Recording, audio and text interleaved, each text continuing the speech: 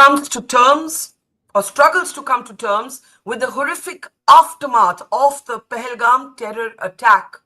The country is united across political lines, across regions, because as Omar Abdullah said in an emotional speech in a special session of the Jammu and Kashmir Assembly today, there is no part of India that has been left untouched by what we saw take place, the targeted killings of unarmed civilians targeted for their religion.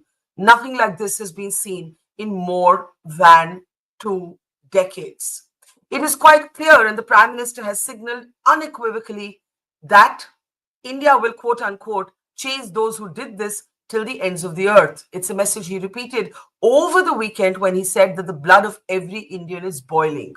These statements from the Prime Minister, from the Jammu and Kashmir Chief Minister, from members of the opposition have come even as Pakistan continues to make brazen threats, including a nuclear threat that came accompanied with a communal and a casteist slur.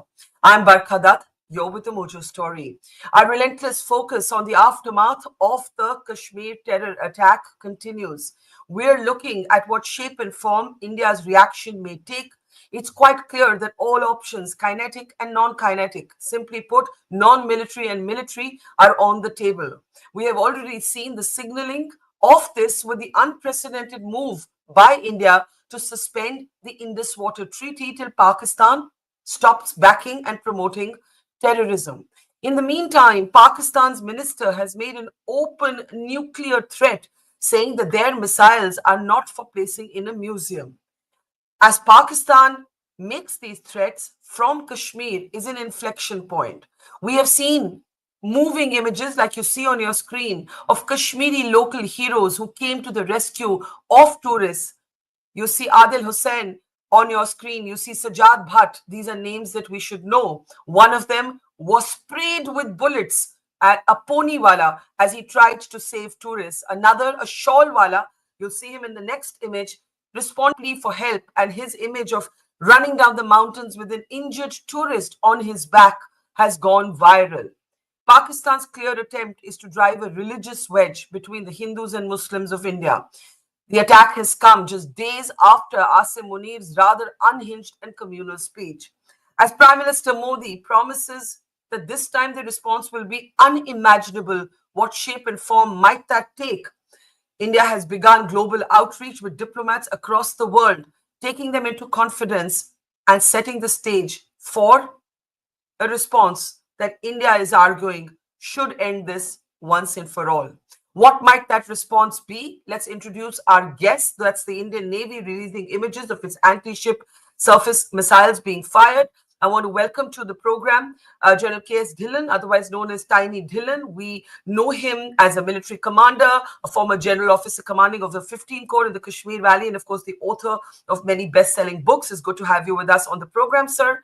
Joining me from the United States of America today is Lisa Curtis. Lisa leads the Indo-Pacific Security Program at CNAS and has also served in the US government and with the Trump administration. Lisa, it's good to see you after a long time. And also joining me is a veteran diplomat, Ambassador Majid Puri. Always a pleasure to have you with us, sir. Before I open this up for first comments, I just want to play out for you a special session of the Jammu and Kashmir Assembly has been called. The Chief Minister, Omar Abdullah, made an extremely emotional speech, up several times and making the point that nothing like this has been seen for 21 years. Take a look. Speaker साहब, उत्तर से लेके दक्षिण, पूरब से लेके पश्चिम, कहां अरुणाचल, कहां गुजरात, कहां जम्मू कश्मीर, कहां केरला और बीच की सारी रियासतें, पूरा मुल्क इस हमले के लपेट में आया है। ये सही है स्पीकर साहब, ये पहला हमला नहीं था। हमने कई हमले होते हुए देखे।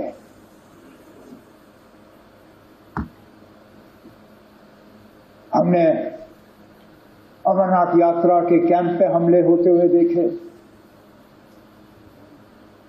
हमने डोडा के मुख्तलिफ गांवों पे हमले होते हुए देखे। हमने कश्मीरी पंडितों के बस्तियों पे हमले होते हुए देखे। हमने सरदारों के बस्तियों पे हमले होते हुए देखे, लेकिन एक बीच का ऐसा वक्त आया था, ये बाईसरन का हमला 21 साल के बाद इतना बड़ा हमला हुआ है civilian. Omar Abdullah there making the point that a terror attack like this has not been seen for more than 2 decades, and there is no part of India that has not received a body bag from Kerala to Kashmir, from Haryana to Karnataka. And therefore, there is a sense that there's something very different about this moment than we have seen before. Let me bring in first reactions. General Dhillon, I'll start with you. Obviously, we are quite clear now, the signaling has come from the very top that there is going to be retaliation. There is going to be, the perpetrators brought to justice. We are seeing action in the Kashmir Valley in terms of search operations, explosions, bringing down the homes of established terrorists. But beyond that, without discussing anything operational, what do you think is different about this moment? What do you think India might be looking at? What do you think the military establishment might be focusing on, given that whatever India does will have to be different and perhaps bigger, perhaps longer lasting than the responses we saw in the aftermath of the Uri terror strike and the Pulwama terror strike? And you have, of course, been there on the ground and you have seen this led from the front. General Tiny Dhillon, do go ahead. Ma'am, your main question as to what it is different this time and how it's going to be, our response is going to be different. I mean, both the incidents which you talked about, that is the surgical strikes after Uri and Balakot strikes after Pulwama, both those were only purely military options which were taken. Now, this time, it's going to be a national response, and when the nations take a response against a belligerent country, it is a whole of nation approach which includes military options, diplomatic options, political options, economic options, and certain other things which we don't generally talk about. Now, few initiatives, a few incidents of diplomatic options have already come to the table in terms of held in abeyance of Indus Water Treaty, cutting down on the embassy staff, calling back of the defense advisors, in addition to certain visa regulations. Now, economic options, political options, and military options. Now, this time it has to be a combination of all this, and military options are not going to be restricted to only one sector, in my view, because this time it has to be a longer lasting impact on Pakistan, and Pakistan of today is different from Pakistan of 2019 or 2016. Pakistan is in bigger trouble economically, politically, militarily, and diplomatically.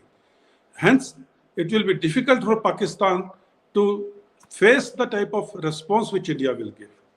And the point you made about Pakistani Chief Hasib Munir and his rhetoric, there are two things which he said. One thing he said was Kashmir is a jugular vein. And second thing, he talked about Hindus and Muslims being two different entities and one is better than the other. Those two things only played out after 5 to 7 days in Pahalgam. It happened in Kashmir when Kashmir tourist season was about to start and the Kashmir valley was full of tourists. The locals were earning their livelihood. And second thing which he talked about Hindus and Muslims, the terrorists segregated Hindus based on religion and shot them in cold blood in front of the children, in front of their wives, in front of the sisters and kith and kin. Now, this type of incident, this type of gruesome incident has never happened in the history of Kashmiri terrorism in the past, where you kill innocent civilians based on religion in front of their wives and children.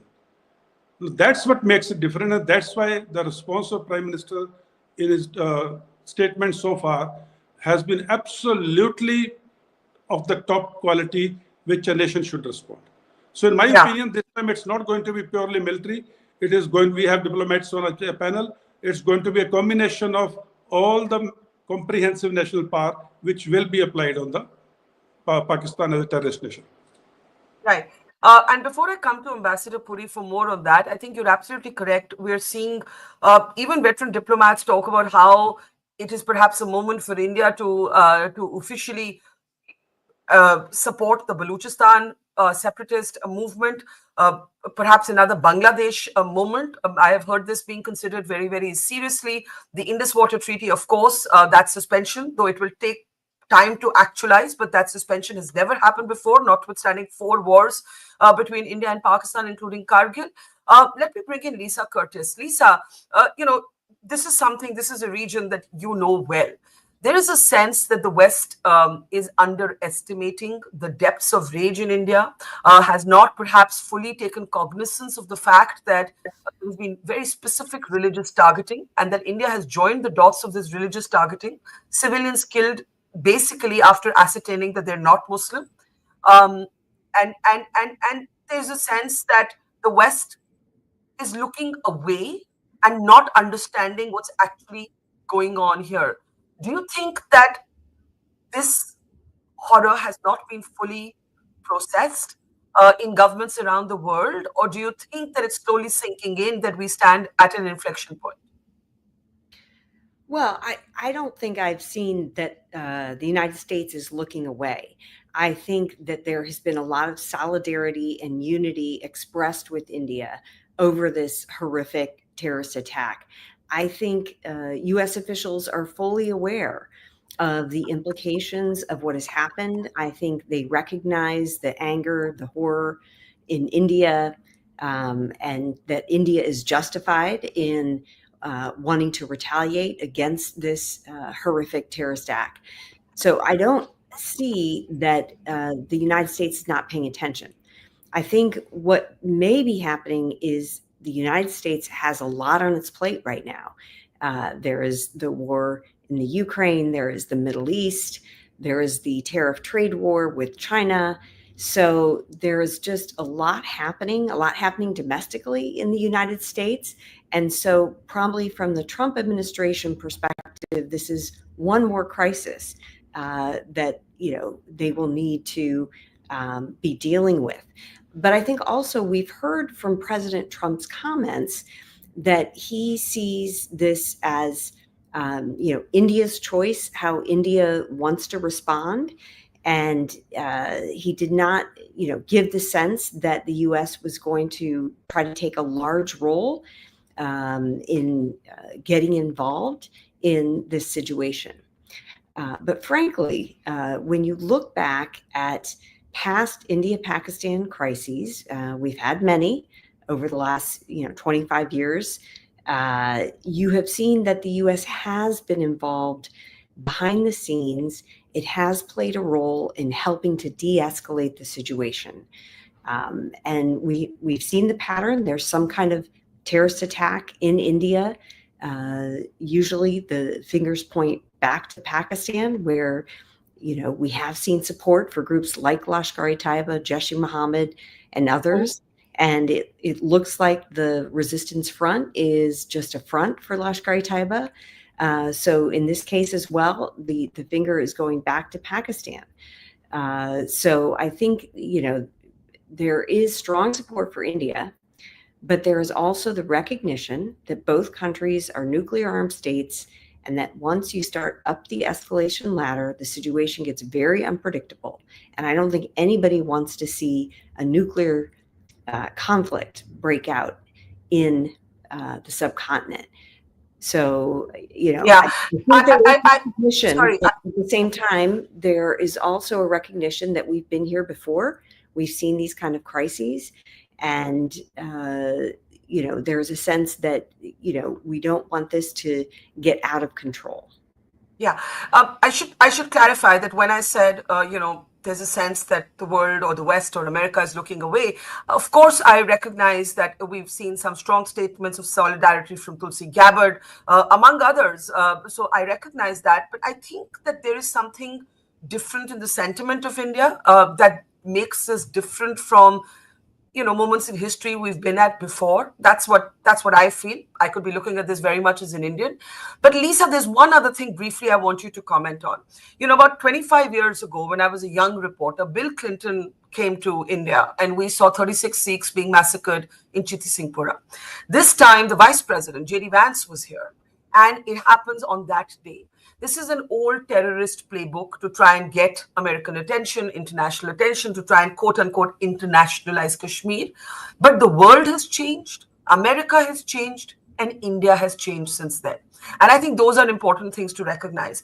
Do you see those dots connecting, Vance being here, the terrorists trying to get attention, Pakistan trying to get, for the Trump administration to look its way. There is something about the timing. I agree. I think it's eerily similar to the 2000 attack against the Sikhs when former President Clinton was visiting India. I think, I can see why Indians are drawing this comparison. I also think it's highly suspicious that the Pakistan Chief of Army Staff, Asim Munir, made this extremely provocative speech just a week before the attack, where he talked about Kashmir being Pakistan's jugular vein. He talked about two-nation theory and how different Hindus and Muslims are. Really language that throws back to the 1990s. This kind of rhetoric that we would hear from Pakistan, 25 years ago. But as you say, things are much different. India, has moved forward. India now has the fastest growing economy, fifth largest economy in the world, one of the most powerful militaries. It's a key partner of the United States. The United States is looking to India to be a counterweight to China. And I think that Pakistan, if it is going back to this 1990s playbook, really is mistaken, and I think would really see negative consequences if that is in fact what we are seeing. But I would just note that during the Biden administration, I think Pakistan felt largely ignored. I think they, were hoping to have a better relationship with the Trump administration, hoping to get some more attention. We did see they held a critical minerals conference just a couple weeks ago. A senior official from the State Department attended that. But I think that this will impact very negatively the U.S.-Pakistan relationship. And if there were any hopes for some kind of, better relationship, more engagement, I think this attack has set that back for sure. Yeah, absolutely. Let's take that to Ambassador Puri. From a diplomatic perspective, we heard General Tyne Hillen saying that, look, this is going to be a whole of government approach. This is going to be military, non-military, the whole shebang, right? The Indus Water Treaty suspension is a big one, but it will take some time to actualize it, some time for it to be converted into real consequences. Though I learned from experts that even if India decides to withhold data sharing, that in itself can hit where it hurts. Ambassador Puri, at the moment, as the outreach begins with capitals across the world, what will be the focus of Indian diplomats? Barkha, thank you very much. I've heard with much attention both of what my panelists have had to say. First, I want to point out to you, one Nepali national has also lost his life. I think just for us to be very clear that there is an international ramification. Look, there should be no doubt in anybody's mind, at least certainly not in India, but I think nowhere in the world, that this is the outcome of actions from the other side of our border. There should be absolutely no doubt about it. It's not just handiwork and some little footprints and fingerprints. They have orchestrated it. What they've done, why they've done, I firmly believe that a changed India, a changed local situation, and a playbook from the 1990s certainly not on, and it needs to be tackled.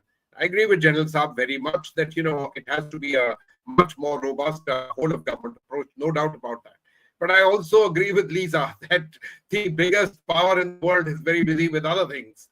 And in various ways, Lisa, you will agree with me that while some people have said a lot, some of the comments at the very top, leave you certainly with the thoughts which Barkha has mentioned, that, you are occupied with other things, because that kind of even attention to minutiae and detail have been missing and so on. But let me leave that aside. To start with Barkha, the Security Council has strongly condemned the act. That's the first step. This is despite the fact that Pakistan is a member of the Security Council, and of course the Chinese are sitting there. Despite that, they had nothing to say on the matter. Secondly, please note that they're going around telling people that, we are willing to have some kind of joint investigation, this, that. Each of these simply points to the fact that they know that the finger is very strongly pointed in their direction and there's a degree of global cornering. Look at this. All political leaders from all over the world have called up the Prime Minister, have made statements, and I, of course, can talk about, including people who we may not have thought of. The Iranian president, several of the others have turned around and said, everybody is one, that you just cannot go about shooting civilians in an indiscriminate manner in this kind after ascertaining religion and so on and so forth. This is just not on for this time of and day and age of the world. Absolutely not. And so we have a huge amount of global support. You know, we've taken some actions which were absolutely necessary to do. The Indus Valley, in the Indus Valley Waters Treaty, for example. You mentioned very rightly, of course, it's a physical civil engineering thing. It takes time. But, you know, it was necessary for the people of India to think that the government of India is taking some major action which can have an impact on Pakistan, its people, its economy, and therefore the military. It was important. We all know, people who are in the thinking people, they all know. This business about talking about nuclear, you know, look, Pakistan's been a nuclear armed country as long as we have been. We know it. Let's leave that aside. We know what has to be done in terms of both keeping ourselves safe, in terms of taking out whatever needs to be done at that end. Let me leave all of that out. I do think, however, that there will be a need for some kind of action which the people in India can see palpably. And I'm afraid, partly as a result of the success of the surgical strikes and Balakot, this sort of demand within the country is also a risen factor. Now, this is the way politics plays out. Yeah. This is the way domestic reactions are. But let's be very clear, the whole of India, and I'm glad Chief Minister Omar Abdullah said it, the whole of India not just gets impacted. If you look at where the people came from, every single state has been impacted. It's not just that, but the whole of India in its conscience has been absolutely shaken as to what has happened. And this is not a war kind of thing, conflict. You went to hit a military base or a air force base, nothing. You went and targeted absolutely unarmed civilians who were enjoying. And what were they doing? They were adding to the economy of your so-called beloved Kashmir. And the Kashmiris were benefiting. Look at the outcome in Kashmir. People are anguished. They have suffered all this while. And if I dare say, they will be the greatest sufferers of this kind of act by these people who claim to be standing on their side. No. Woe be to such friendships. Yeah, I think you've said it better than I was trying to say. That maybe what I was trying to say was that the world is looking at this as a moment that is, you know, that we've been in before, and we as Indians are feeling like this is this inflection point. Now, there's just something about this. It's visceral. It's gut wrenching. You know, and to see women being forced to watch their husbands being executed. We had 4 new brides' honeymoons turned into funerals. You know, it is just horrific to watch. And I think the other thing I would like to stress at this point is political unity. India doesn't stand, India's politicians squabble on most things. They are not squabbling right now. And I want to play out for you Shashi Tharoor. Shashi Tharoor is a Congress leader. He's the head of the Parliamentary Committee on Foreign Affairs. He has used the phrase, blood will flow, because that is what Pakistan has, that's the moment, that's the point to which Pakistan has brought us to. Take a look. After Pulwama, there was the Balakot airstrike. Now today, I think we're going to see something more than that. You do not ask a murderer to investigate his own murders. The Pakistanis have to understand that they cannot kill Indians with impunity. But if you do something to us, then be prepared for a response. Blood is going to flow. I'm sorry to say it will flow, possibly more on their side than on ours. So that is the response of the opposition. General Dhillon, I want to bring you in. This reference of a so-called investigation, when Shashi Tharoor says that, you know, you cannot rob our home and then say, okay, you be part of the investigation, is of course a reference to Pakistan's claim that let's have a so-called quote-unquote neutral investigation. My question to you is this: when you said it's a whole of government approach, I think we're talking about entering a phase of war, whatever you call it. what has happened to us is an act of war, and how India will respond will be similar.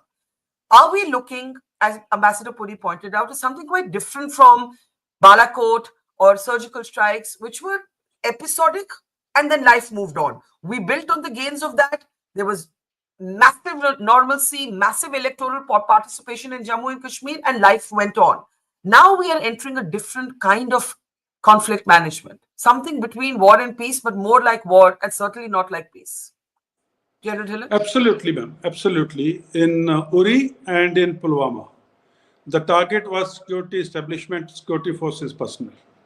And when it comes to targeting a security force personnel, even if it is jihad or it's a liberation war or whatever it is different than targeting innocent civilians based on religion and the gruesome murder. These are cold-blooded murders of people in front of the children and their wives and kith and kin. So it is different. And like Chief Minister of J&K said, it has touched the conscience of each and every Indian. And this time, and as it is, the social media and the connected world or the internet has expanded many times ever since 2016 and 2019. The visuals have gone to each and everyone's house, each and everyone's laptop, each and everyone's mobile. So the voices for a revenge or a concrete action are rising very high.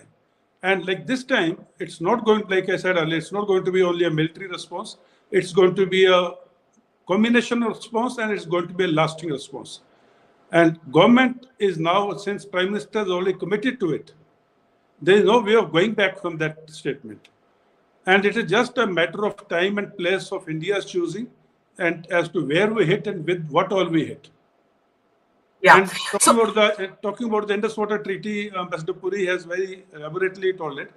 Even if we take time to build capabilities within India to store and divert water, which may take few years, even at today's time, if we don't share the water data and we don't share what all is going to happen, and we release water in spurts, that means suppose just 200 gallons is supposed to be released every day. You don't release it for 20 days and suddenly one fine day you release 4,000 gallons. Once your holding capacity is full. Now that 4,000 gallons is not going to be of any use to Pakistan, but only cause devastation.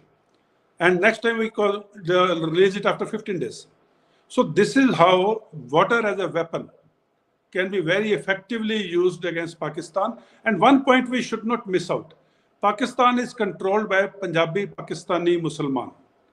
And if we see the upper three rivers, Indus, Jhelum and Chenab, the water of which is flowing into Pakistan as per the Indus Water Treaty, Pakistan more or less remains below these three rivers. And the grain of country in the subcontinent is northeast to southwest. That means the rivers will start from Ladakh, Himachal, Punjab, Upper Punjab, and go down to western part of Sindh. And if these upper three rivers, where Pakistan had made link canals, one from Marala Headworks, one from Bambanwala, coming to Ravi Siphon, Bedia Link Canal, and Marala Ravi Link Canal, it is taking water from the upper rivers and putting it in the Ravi River, which flows along Lahore, to feed its Punjab province. And now if there is no water in the upper rivers, Punjab province will dry out.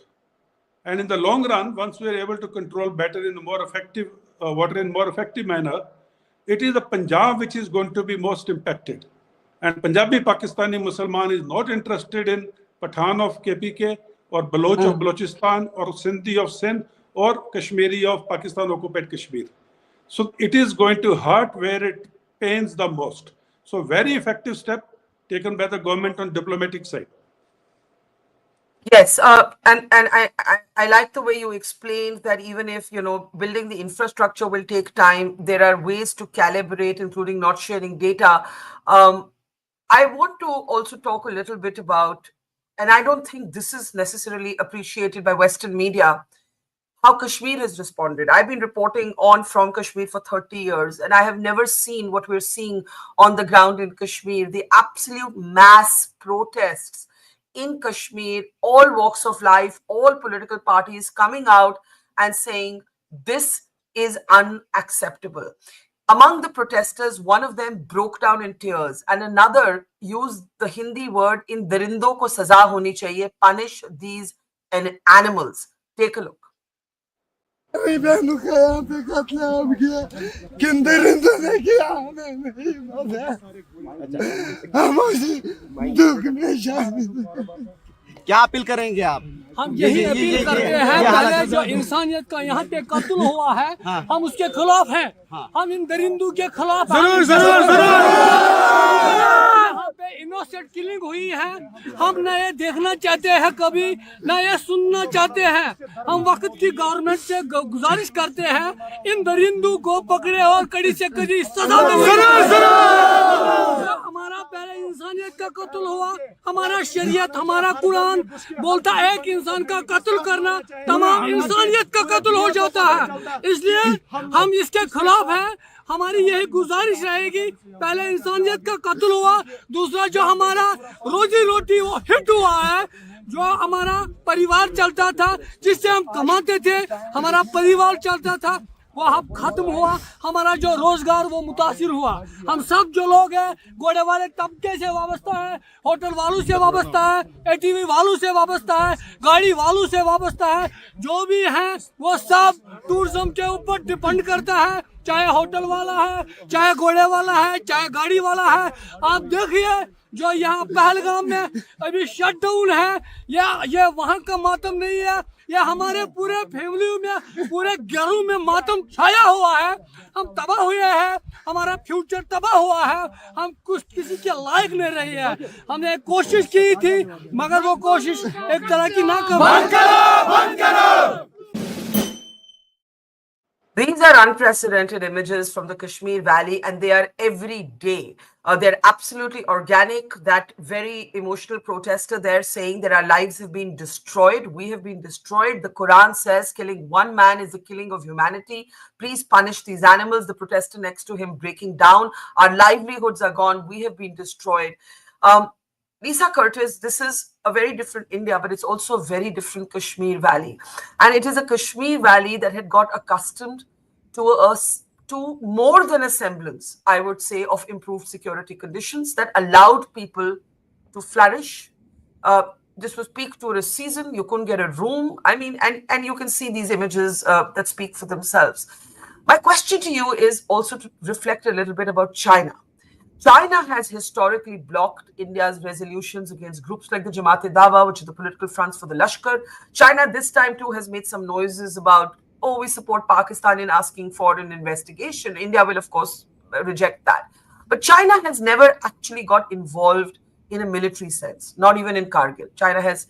And the other important thing is that the Modi government has opened its own process of rapprochement with the Chinese. So I want you to sort of look at the geopolitics around this and talk about how they may play out, picking up from what you're hearing from our Indian panelists about how strong and deep the anger is this time. Yes, let me first address the issue of how Kashmiris are reacting to this terrorist attack, because I think that's very important. And I think it's important, like you said, for people in the West, for people in the United States to understand this. I think there's often this, misperception that somehow, there's a Kashmir dispute between India and Pakistan that needs to be resolved, or that the international community needs to get involved in. And I think this is really a misreading of the current situation. And I think what we see is, like you said, we had seen a Kashmir that has been normalizing over really the last 20 years. I can remember the elections back in 2002, which brought the PDP to power, and then you've had a series of elections happening, but then these periodic terrorist attacks, often sponsored, from Pakistan. So I think the issue that people need to focus on is the issue of Pakistan-supported terrorism, and that should be what the United States, the Western world, are focusing on. It's not the time to talk about, oh, we need a long-term resolution to the Kashmir dispute, taking this back to the UN. Thinking about some kind of international role. This is really not the time to be talking about that. So my hope is that people in the United States do hear loud and clear from the Kashmiris their aversion, their anger over this attack, and that the West will react accordingly. On the issue of China, I think you're right. China largely stays neutral during these times of tension between India and Pakistan. However, I think if we go back all the way to the Kargil crisis in 1999, what we saw is China played a relatively helpful role, I think, in using its influence with Pakistan to convince Pakistani troops from pulling back from that crisis. It really was a border conflict. More recently, in 2019, I don't think China played a particularly helpful role, and one could argue that they intervened in a way that was not helpful and contributed to escalating the situation. So we've yet to see how China will react in this situation. My sense is that China also feels there is so much happening in the world, so much instability. They're not comfortable with all of this instability and chaos that is happening.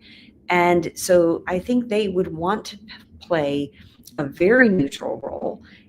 They would not want to see things escalate.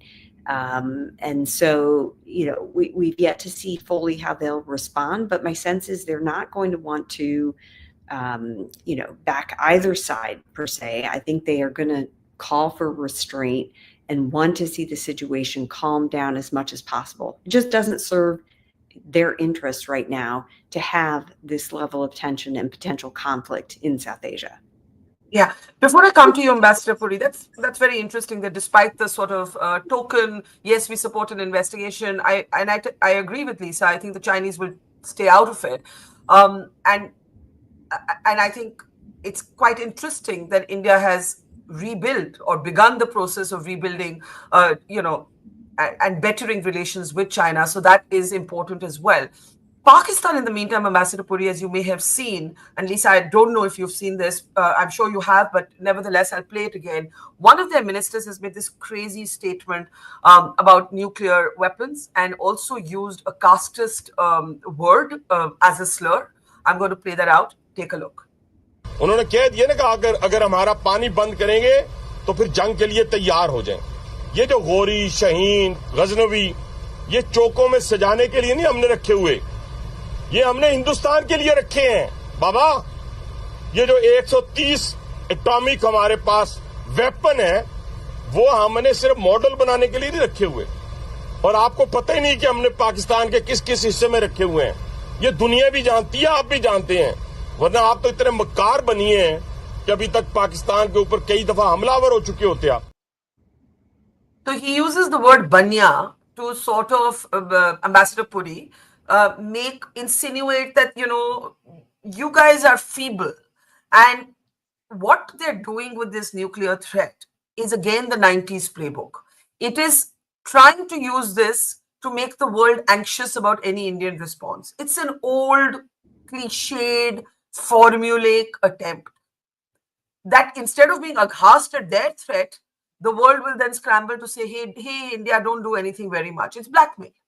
We have shown with the surgical strikes in Balakot that it is possible to respond, below the threshold. But as everybody has said, this time the ask will be of something very different. Now, when we look at comments like this, should we just ignore them? Because their design is clearly to make the rest of the world anxious. So, Barkha, look, there are hotheads all over the place, but I also believe that hotheads are usually egged on to do what they do. So therefore, there's no question of ignoring it. But on the other hand, what this means in all seriousness. So let's look at it like this.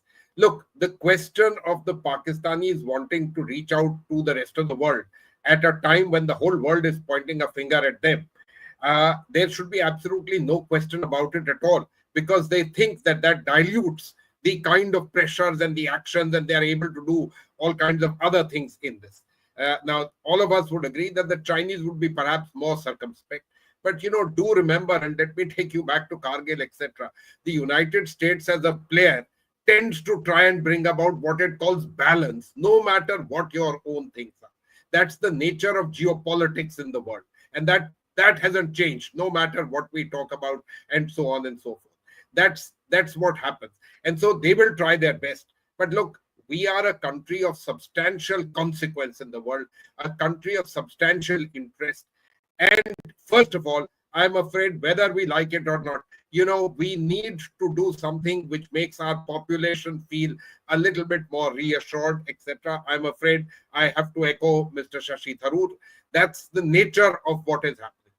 And thereafter, we certainly do need to take other steps, both defensive but also offensive, to try and ensure that their abilities to undertake such kind of acts are truly crimped and kept very, very minimal, or rather they are completely dissipated about it at all. But, there is an immediate need, and there are long-term actions. Long-term actions in various ways. We've been trying to do it for a long time. In fact, we are successful. The very fact that the Indian economy is doing well as a country, we've become a country of consequence. They are relying on IMF bailouts one after the other. That's the real nature and the state of play, even from 2019 on. Having said all this, there are these domestic policy, domestic both in India as well as there. But as a country, they need to be, truly finger-pointed, isolated, put out in the Katara, as they say in Punjabi and Hindi. And the world needs to be brought around. It's not really a case of, hey guys, you have a dispute, let's bring a conciliation. No, let's just be very clear. There is somebody who's doing wrong, and that somebody who's doing wrong needs to get a lesson and thereafter say no more.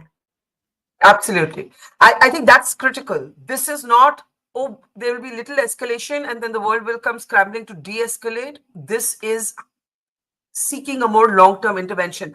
I have only a couple of minutes. I'm going to take quick last comments from all of you. I'll start with you, Ambassador Puri. One suggestion has been support Baluchistan. Support the Baluchistan movement as a response. Do you see merit in that? Barkha, I come from a bit of an old school. Others may have various different views on all of it. Governments are best positioned to give answers. I'm far away from it, so one has no answers to the kind of data which would be required for this kind of stuff. But look, in the old days, we used to say a stable Pakistan is in our greatest interest. Today, many people would turn around and say, no, a kind of dismembered Pakistan may be in our best interest. But remember, General Saab pointed out to the Punjabis, and a disturbed Punjab on the other side can be hell as far as we are concerned. So the answers are quite complicated, quite difficult, not easy to do. And each of these particular steps has its own ramifications. This Baluchistan thing, you raised, I didn't say anything about it.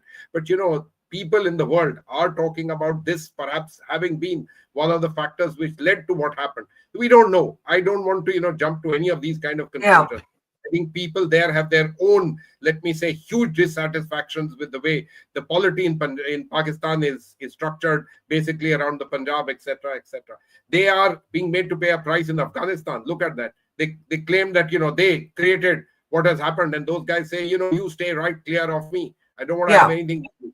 So, a government which is foisted on the principle of an enemy, and I am the only guys who can take care of you, and fomenting terrorism. No. This is a government where we need to get the world together to say, no, guys, you may be good as a country, you're good people, whatever it is, but you need to change the way you do governance in your country and the way you interact with the rest of the world.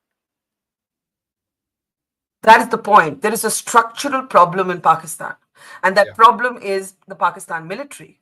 The Lashkar and the Jaish are manifestations of this problem. They're not the root of the problem. The root of the problem is the Pakistan military. Post Zia especially, there is a Pakistan military that there is an unsoldier-like behavior. We actually saw a serving colonel of the Pakistan army do a sort of throat slit gesture at Indian protesters from the Pakistan High Commission in London. I mean, I've never seen anything like that. Like, I can't imagine this. Lisa Curtis, last thoughts. Lisa Curtis. Yeah, I think Ambassador Puri made some great comments about just how different India and Pakistan, the different directions they've gone in the last 30, 40 years. India being this huge economy, influential throughout the globe, a very close strategic partner of the United States. Pakistan, on the other hand, its economy is doing terribly. Its socioeconomic indicators are behind that of Bangladesh. So Pakistan has its own internal problems. And, I'll just repeat again, the Chief of Army Staff, Asim Munir, had no business saying Kashmir was Pakistan's jugular vein and making those kind of provocative statements that he made. And I think it looks very bad coming just a week before this horrific, communal attack that singled out Hindu men.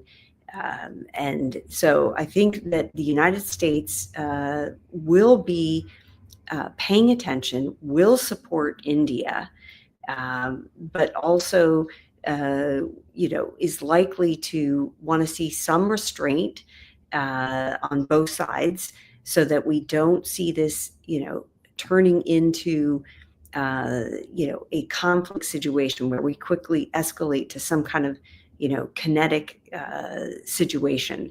But at the same time, India is justified in seeking retaliation, and the U.S., will back India, but at the same time will, be in discussions with India about ways to ensure that this doesn't turn into a conflict that could actually, set India back as well. Yeah. General Helen, I'm going to give you the last word. Pakistan's army chief, his very provocative communal speech, clearly is not disconnected. In fact, it's directly connected to the religious targeting of the tourists in Pahalgam. But General Helen, I will also say to you, as you know, that the aim is to somehow divide Hindus and Muslims in India. The aim is to believe that Kashmiris, and Kashmiris have already proven them wrong. Kashmiris have come out, they have saved the lives of these tourists, they have cried for them. You have we interviewed a lady in Kerala whose father was killed, and she said, my father was killed, but I have now 2 new brothers in Kashmir. That is India. And in fact, I am going to end this program with the story of Jhantu Sheikh. He is a Muslim soldier from Bengal who gave his life for protecting Hindu tourists in a counter-terror op after Pahalgam. That is India. And I think Pakistan does not understand that, doesn't get it, and that is the problem. I'm giving you the last word, sir. A quick closing comment. Absolutely, ma'am.